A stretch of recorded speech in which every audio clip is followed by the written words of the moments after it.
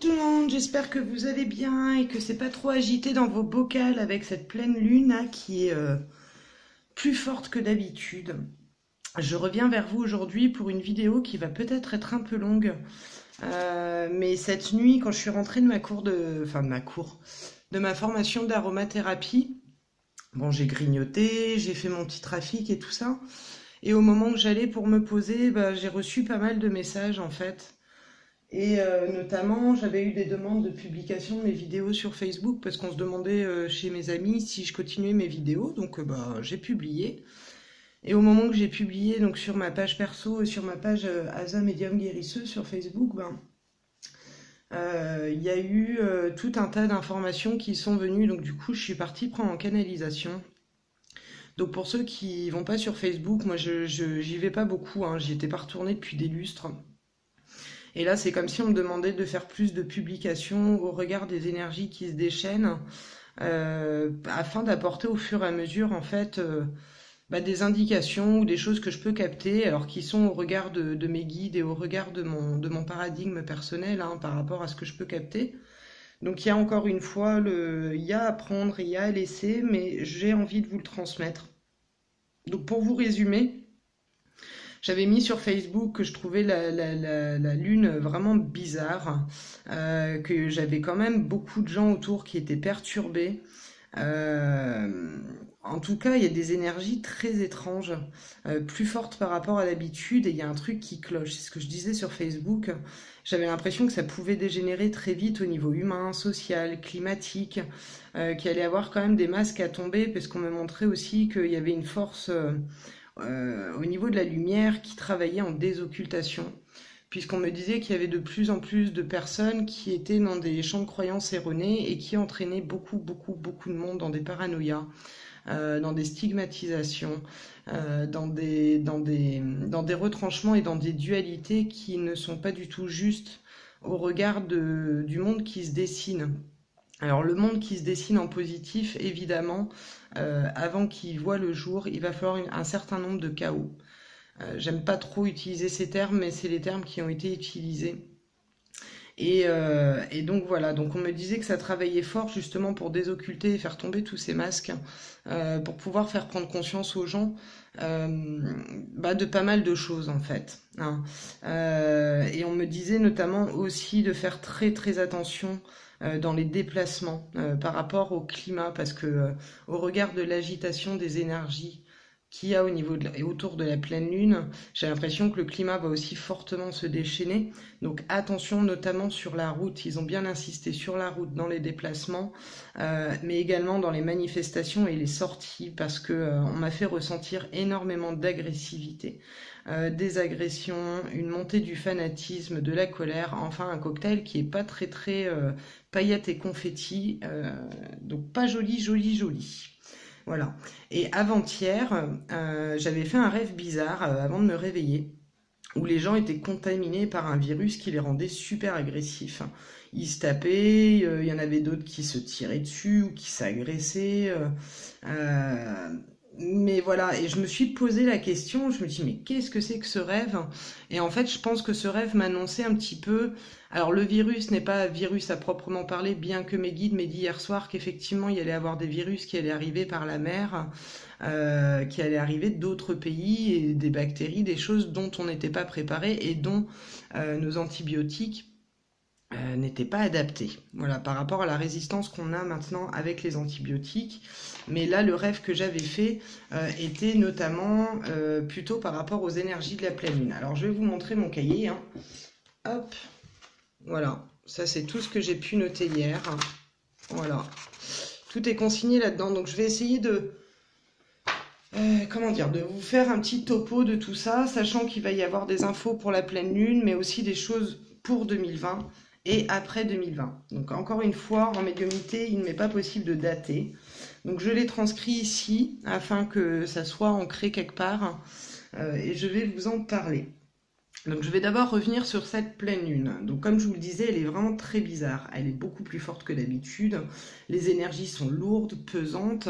On a l'impression d'être écrasé. En tout cas, moi hier, je suis passée en quelques temps de moments plutôt calmes, euphorisants, speed, positifs, à des gros moments d'impatience, de tristesse ou de colère, quoi. C'était une alternance entre la grosse patate, la joie, et des moments où je me sentais complètement écrasée, fatiguée, impatiente. Enfin voilà, c'était vraiment particulier et j'ai l'impression que ça continue.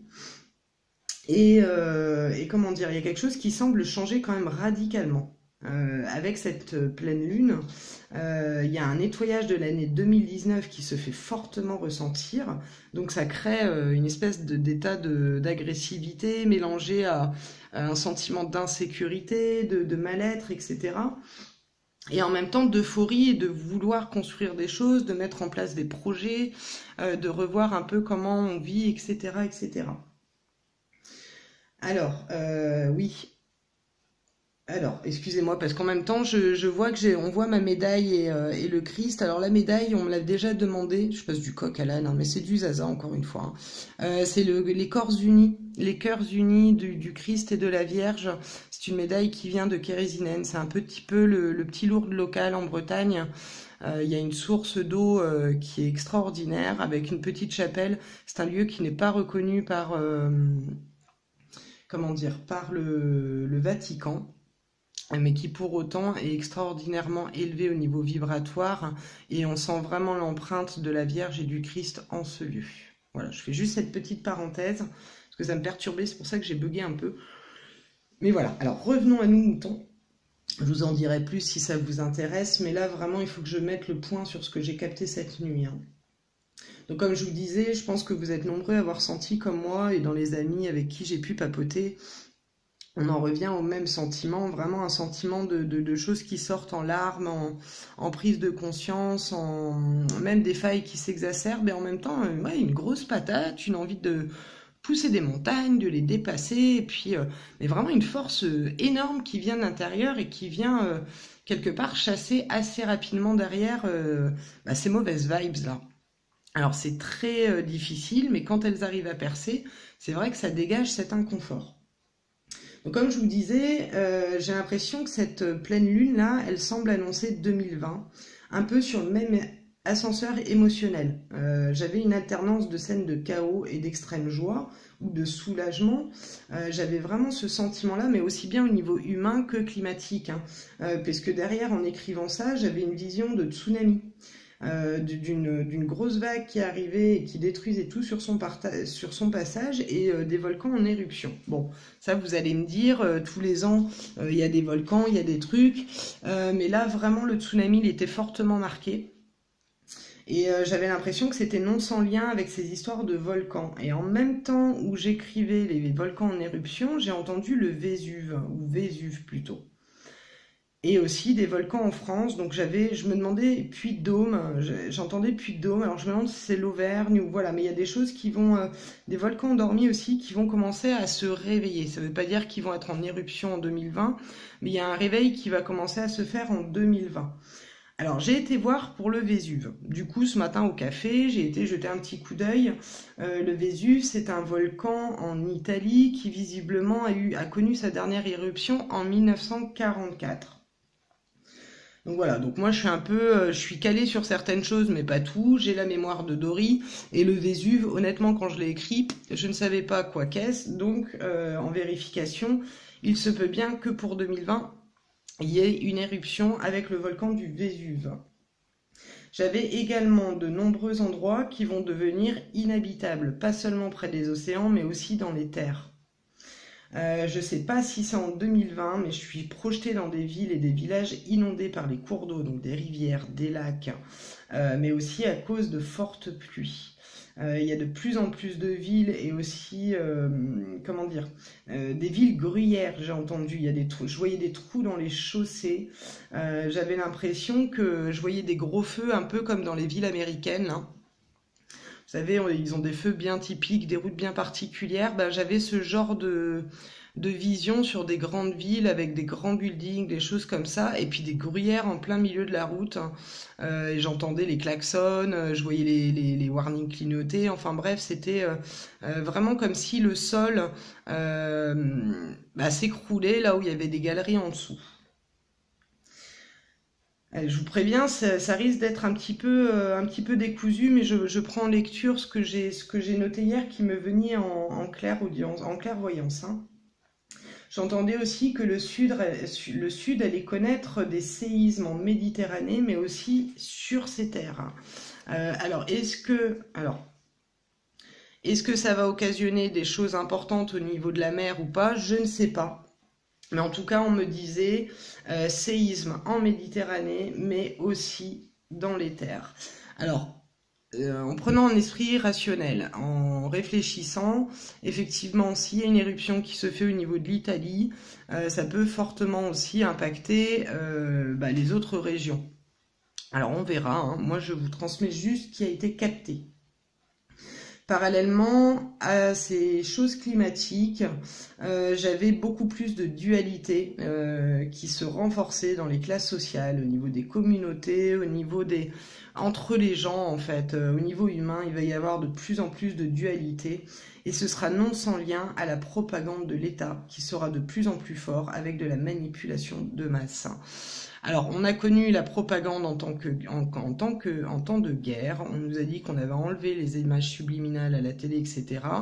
Mais on n'est pas dans le pays des bisounours. Ils ont utilisé ces techniques-là auparavant. Ça continue. Et on voit bien, de par les infos, qu'on nous montre ce qu'on a envie de nous montrer.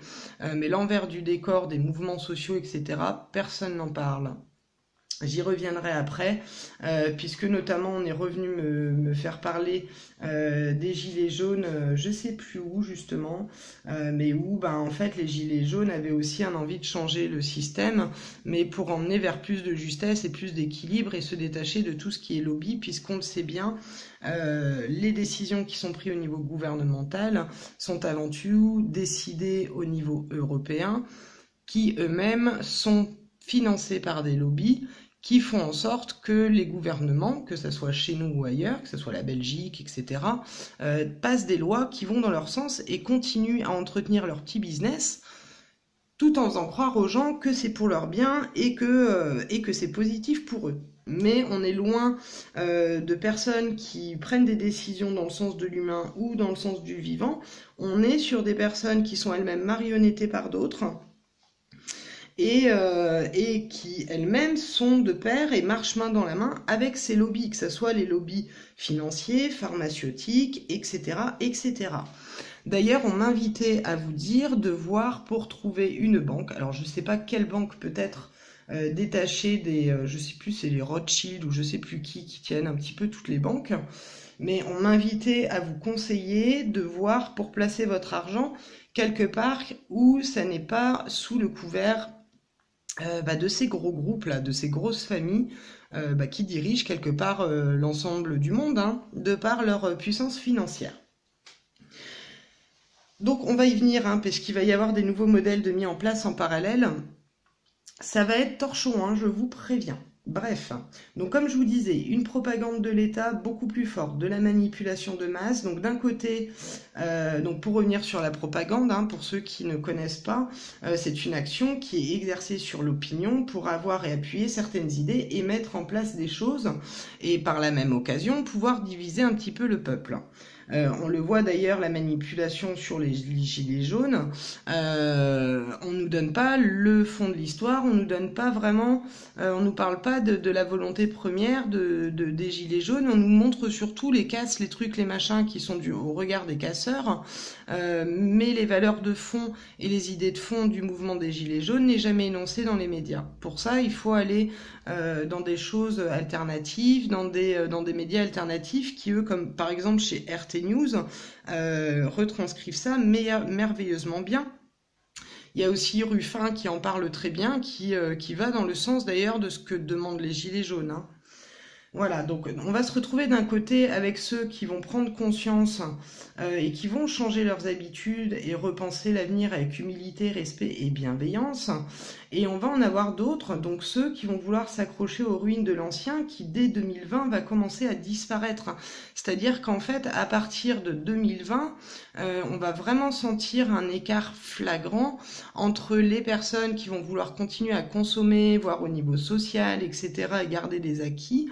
Et de l'autre côté, on va voir d'autres personnes qui vont repenser les choses et chercher des solutions pour reconstruire l'avenir, en fait.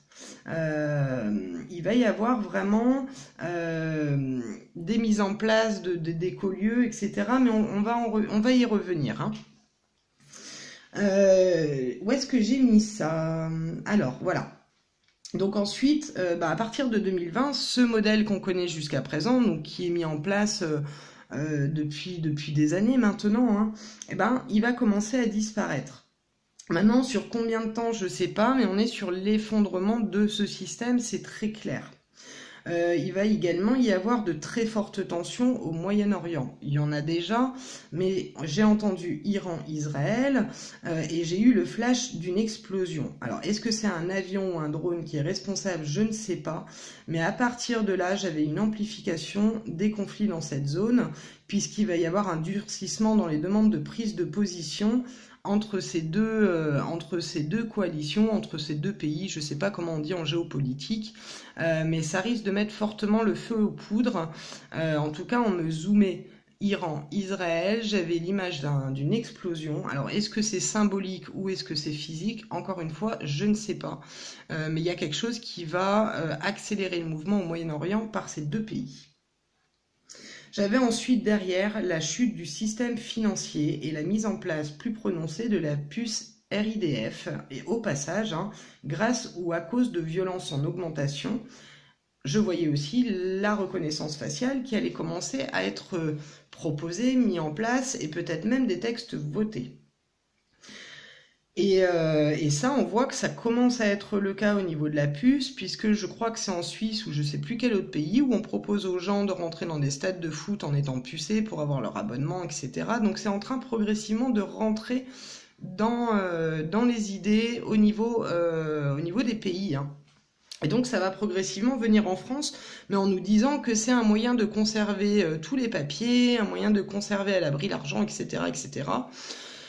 Mais bon, enfin moi vous connaissez mon avis à ce sujet-là, ça sera que nenni, que nenni. Bref, donc le seul moyen d'éviter de ne pas rester esclave de cette matrice, ça va être penser à devenir autonome et responsable par un système financier indépendant, des écolieux, des associations, de l'entraide, du partage de savoir et de compétences et de services, hein, recultiver la terre, travailler à trouver des sources d'eau, avoir des techniques pour purifier l'eau également. En tout cas, être de moins en moins dépendant de l'aide de l'État ou d'aide extérieure ou de l'attente de quelqu'un qui pourrait potentiellement venir nous sauver, puisqu'on doit redevenir humain, comme dirait Kenny Arcana, et réapprendre la vie, sortir de cette manipulation et de l'endormissement des masses par la prise de conscience de ce qui est important dans la vie, par la reconnexion à soi. Mais redécouvrir la vie, les guides sont partis à me parler de tout ça ensuite, puisqu'il me disait que les humains allaient se rapprocher des animaux, se reconnecter au cœur sacré de la terre et par effet de résonance à la vie. Le peuple animal n'attend que cette ouverture, ils ont énormément à nous apprendre en ce sens, et ils ont énormément à nous apprendre aussi en ces temps troublés qui s'annoncent, puisque lorsque l'on comprend le langage, par exemple, des oiseaux ou des animaux qui nous entourent, on se rend compte qu'ils nous préviennent de certaines choses au niveau climatique, mais aussi au niveau humain, que ce soit vos animaux domestiques ou les animaux à l'extérieur. C'est des signes flagrants quand il se passe quelque chose. Lorsque les oiseaux vont commencer à fuir, par exemple, vous pouvez déjà avoir l'indication qu'il y a quelque chose au niveau climatique qui sent pas très bon. Voilà, c'est par exemple, en fait, on va nous demander de nous reconnecter plus au vivant qu'à toute cette toile internet vérolée qui nous endort et qui nous sclérose et qui nous empêche de réfléchir librement et de ressentir les choses. Donc ils ont beaucoup insisté sur les animaux parce qu'il y a encore beaucoup trop de souffrances perpétrées contre eux. Les humains vont ressentir cet appel au respect de toute forme de vie. Il va y avoir de moins en moins de consommateurs de viande. Je vois aussi tout ce qui est d'ordre de chasse et de corrida attaqué pour protéger les animaux. Je vois vraiment une rébellion dans ces deux pans-là, mais aussi au niveau des abattoirs et au niveau des laboratoires des animaux qui sont testés. C'est-à-dire qu'il va y avoir de plus en plus d'actions pour, pour aller aider le peuple animal. Il y a une prise de conscience il y a une prise de conscience comme quoi les animaux domestiques vont aussi être intégrés comme faisant partie intégrante des familles, comme un membre à part entière. Alors, pour de nombreux d'entre nous, c'est déjà le cas, mais encore pour beaucoup de gens, l'animal est un animal, au même titre que l'on le pose dans un coin avec une plante, on va le promener, il fait office de défense, etc. Mais les gens vont de plus en plus se rendre compte qu'ils sont sensibles et qu'ils ont moyen de nous apporter des choses et de nous aider. D'ailleurs, à ce propos-là, les guides me disaient que la communication animale allait être en éveil spontané pour ceux qui seront dans l'intelligence du cœur. Spontanément, vous allez entendre vos animaux, non pas clairement, mais par le biais de vos pensées. Vous allez ressentir tout de suite ce qu'ils ont à vous dire ou ce qu'ils vous demandent. L'animal, il nous rend l'amour qu'on nous envoie, il nous aide à prendre conscience de l'amour inconditionnel, il nous montre nos défauts, nos failles, mais aussi et surtout les merveilleuses qualités qui sont en nous. C'est une leçon de vie, un apprentissage du respect, de la patience, du langage télépathique. Il y a tellement de merveilleux enseignements, tellement d'amour à recevoir et à partager avec eux qu'en fait, on ne peut plus faire l'autruche. La nature et l'animal seront au cœur des beaux changements qui vont s'ancrer aussi dès 2020, puisqu'en parallèle, le système qu'on a connu jusqu'à présent va commencer à s'effondrer. Donc on va retourner dans l'intelligence du cœur. On me demande également de faire davantage de capsules ou plus régulièrement sur les animaux et sur ce qui va se passer. Et dès maintenant, car il y a une augmentation des tensions et des failles de tout ce dont l'ombre en fait aime se nourrir. Donc quelque part, il va être nécessaire que chacun mette ses compétences à contribution pour contrecarrer cette élévation d'énergie négative et instaurer la lumière, le juste.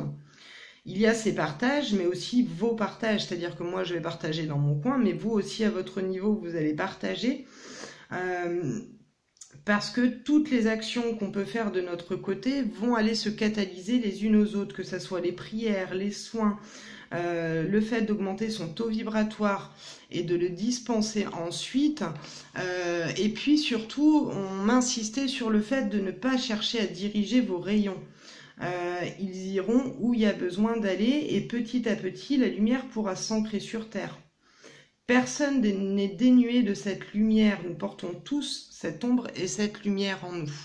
Je traiterai de cela dans une autre vidéo sûrement, mais on m'a demandé d'insister sur ce point. Donc personne n'est inutile, tous avec nos moyens, nos actions, nos connaissances, nos pratiques, nous pouvons participer à instaurer cette dernière sur Terre.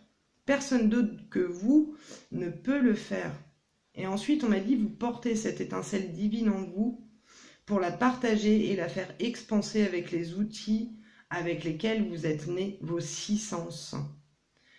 Prononcez des paroles justes, regardez le côté positif de chaque situation, sentez les arbres, les fleurs ou autres arômes qui vous font vibrer, entendez ce qui vous fait vibrer, ce qui fait vibrer votre cœur, goûtez les meilleures saveurs que la terre a à vous offrir, ressentez tout ce que les énergies les subtiles, les plus positifs ont de plus beau à vous partager. Puis partagez-le et vous transmettrez cette lumière à quelqu'un qui va elle aussi la transmettre à quelqu'un d'autre, qui elle aussi va la transmettre et ainsi de suite. Émerveillez-vous en restant lucide, projetez-vous dans la polarité positive de la vie, cela deviendra un mécanisme réflexe. Cela a été le terme des guides et bien évidemment c'est pas toujours simple de regarder le positif de chaque situation puisqu'on est tout de suite pris dans l'affect, on est tout de suite pris dans les peurs ou dans des choses qui vont nous faire paniquer, mais lorsqu'on prend un point de vue différent et qu'on parvient à prendre un peu de hauteur sur les situations, on se rend bien souvent compte que des fois des choses qui nous apparaissent négatives ou difficiles à gérer sont en fait une ouverture à un changement, à une libération et à des prises de conscience pour aller vers quelque chose qui est plus juste pour soi, mais aussi pour le collectif.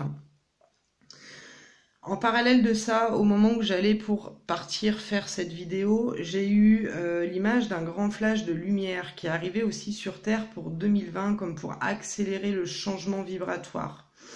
C'est en effet très positif, mais ça pourra être aussi très perturbant, parce que ça va énerver davantage les personnes qui vibrent bas. Et il va y avoir des tentatives de détournement de cette lumière. Il va y avoir des tentatives de manipulation. Je vous disais, il y a la propagande étatique, mais il y a aussi la propagande humaine de personnes qui sont persuadées d'être dans le juste ou de détenir la vérité, mais qui pour autant embarquent tout un tas de gens dans des méandres très dangereuses. Donc plus que jamais, on vous appelle au discernement, à la prise de hauteur, et on tient à me faire rappeler avant que je continue cette vidéo ou que je vous lise un passage de Souris tue un ange, qu'en fait, ça y est, le fait de digresser, j'ai perdu le fil, je vais essayer de les reprendre.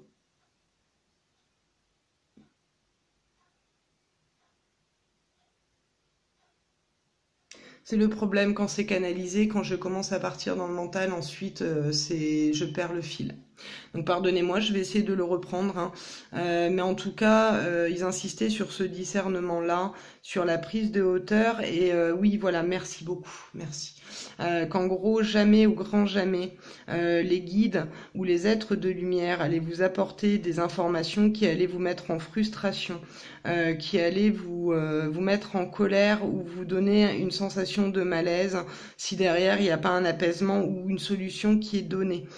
C'est-à-dire que tout ce qui est d'ordre de parler d'énergie, de rituels, etc., qu'ils refusent de m'en parler parce qu'ils m'en parlent à moi, parce que je suis capable, comme à d'autres avec qui je peux en parler à niveau personnel, de comprendre et de ne pas se laisser happer par la peur. Donc tout ce qui est d'ordre de rituel fait au niveau mondial, au niveau gouvernemental ou au niveau humain, on me fait éviter d'en parler puisqu'il y a des gens qui sont beaucoup trop sensibles pour pouvoir l'entendre, mais qui pour autant peuvent entendre qu'il y a des choses qui ne sont pas justes qui sont faites et pour lesquelles il faut être vigilant et pour lesquelles il faut commencer à prendre conscience, mais jamais au grand jamais les guides ou ces êtres lumineux ne viendraient vous apporter des informations qui vont vous faire aller faire la guerre contre les uns ou contre les autres, qui vont vous mettre dans un état d'agressivité ou qui vont faire monter l'orgueil, l'égocentrisme, voilà. C'est jamais ils n'iront dans ce sens-là. Ça, ce sont des pièges du bas astral, des vibrations basses, hein, comme vous voudrez l'appeler, mais ils sont là pour nous accompagner, pour nous aider à traverser tous ces événements difficiles qui s'annoncent et qui sont déjà bien là. Toutes ces manipulations et tout ce qui se passe de l'autre côté du voile, hein, tout ce qui est caché, tout ce qui est occulté.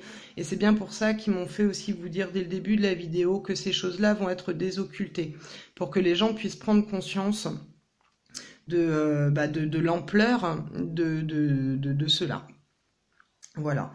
Alors, il y aura d'autres vidéos de ce type-là, puisque je vais continuer à prendre en canalisation, donc ce sera sûrement fouillis comme aujourd'hui.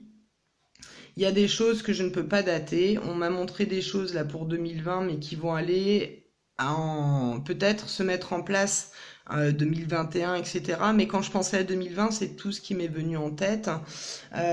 Et voilà. Donc je vais continuer sur ce credo-là. Je ne sais pas encore trop comment je vais fonctionner. Je ferai peut-être des petits tirages de cartes en parallèle pour des choses pour lesquelles j'aurais pas eu d'informations. Mais il me tenait vraiment à cœur de vous faire ce partage aujourd'hui, puisque cette nuit, ça a travaillé jusqu'à 4h30, 5h du matin. Donc les images, les méditations, etc. J'ai aussi énormément de messages pour moi par rapport à des protocoles de protection, etc., etc. Et je pense que vous pouvez prendre ce temps-là tous les jours. C'est ce qui était dans la dernière vidéo, d'ailleurs, il me semble, de la pleine lune, de prendre le temps pour des petits moments de méditation, etc., pour justement réussir à taire le mental et aller voir qu'est-ce que votre être intérieur il a besoin de vous dire et qu'est-ce qu'il a à vous apporter comme information à titre perso. Puisque plus vous allez essayer d'aller en chercher en extérieur, et moins vous allez faire cet effort d'aller en vous. Et là, vraiment, le message le plus important qui ressortait, c'était d'apprendre à devenir autonome et responsable. Vous pouvez bien évidemment vous faire aider en parallèle, hein. Je dis pas qu'il faut que vous vous démerdiez, hein. Je dis juste que l'autre est un support, un coup de main, mais en aucun cas une béquille ou quelqu'un qui va faire les choses à votre place, hein. Alors, je vais conclure avec un passage de Souris, tu es un ange. Et on va terminer là-dessus. Voilà. Et la page que j'ai ouverte là à l'instant, c'est agrandir tes surfaces. Alors peut-être que je l'ai déjà lu, j'en sais rien, donc je vais vous le lire. Si ton esprit est étriqué, ton cœur ne peut s'épanouir. De même, ton esprit ne peut s'élargir sans l'aide des qualités du cœur. Oh, c'est beau ça, je vais la relire parce que j'adore. Si ton esprit, alors c'est agrandir tes surfaces, hein, le titre. Donc c'est parti, sans interruption. Si ton esprit est étriqué, ton cœur ne peut s'épanouir. De même, ton esprit ne peut s'élargir sans l'aide des qualités du cœur. La libération de l'un libère l'autre. Il est plus facile d'ouvrir l'esprit avec les qualités du cœur que de vouloir ouvrir le cœur avec les qualités de l'esprit. Dans ton cœur, je demeure, et c'est en rejoignant mes douceurs que je te joins à elles, pardon. Tu les fais tiennes jour après jour. Le tempérament du cœur est optimiste. Son optimisme enseigne à l'esprit comment illuminer les difficultés et de ne plus les provoquer. L'étoffe du cœur est tendre. Sa tendresse invite l'esprit à attendrir les différends et à les éviter. La nature du cœur est joyeuse. Sa joie fait pétiller l'esprit de ses fantaisies jusqu'à l'éveiller au pétillement de ma joie. Les pensées du cœur sont compatissantes. Leur compassion propose à l'esprit d'éclairer ses incompréhensions. Ainsi l'esprit peut relier les séparations qu'il se plaisait à inventer. Les ouvertures du cœur ouvrent l'esprit. Aussi les êtres qui ont barricadé leur cœur ne sentent plus la chaleur de ma présence. Le cœur est sec et leur esprit reste froid et petit. C'est pour l'agrandissement de la surface aimante de la tolérance que s'agrandit la surface pesante de la véritable compréhension. L'agrandissement du cœur agrandit l'intelligence de l'esprit, mais le cœur ne peut ouvrir en grand ses portes sans déloger le cerbère qui veille avec beaucoup trop de zèle à leur fermeture, ton ego. Donc vous voyez, on ramène, alors attention, l'ego, il y a l'ego positif et l'ego négatif, on parle aussi maintenant d'ego spirituel. Mais en fait le message qui est passé là au travers de ce passage, c'est effectivement de revenir dans l'intelligence du cœur, de réussir à voir le bon côté, puisque le cœur est optimiste comme il est dit dans ce passage, qu'il apporte de la tendresse, qu'il apporte de la bienveillance et de la compréhension, là où le mental, là où le rationnel, lui apporte, des informations par rapport à ce qu'on a connu, appris, etc. Sauf que le cœur, lui, il est dans la véritable compréhension en fait. Il est dans cette sagesse de la compréhension, tout comme par exemple, il va permettre de prendre de la hauteur sur les situations pour aller prendre en compte chacun des parties, chacune des personnes, chacune des situations. Voilà, ça permet de sortir du côté moi-je et de rentrer dans le côté moi je ressens ça, mais l'autre qu'est-ce qu'il ressent, qu'est-ce qu'il vit, pourquoi réagit-il ainsi, etc. etc. Prendre de la hauteur, c'est aussi un peu ça. C'est aller essayer de comprendre tout ce qu'il y a autour. Alors sur ce, je vais vous embrasser, vous souhaiter le meilleur en tout point et vous envoyer tout un tas d'énergie roux-doudou pour passer ces jours de pleine lune qui s'annoncent fortement agités. Donc prenez bien soin de vous et des vôtres. Je vous dis à tout ou bientôt pour la suite. Je vous embrasse. À très vite. Au revoir.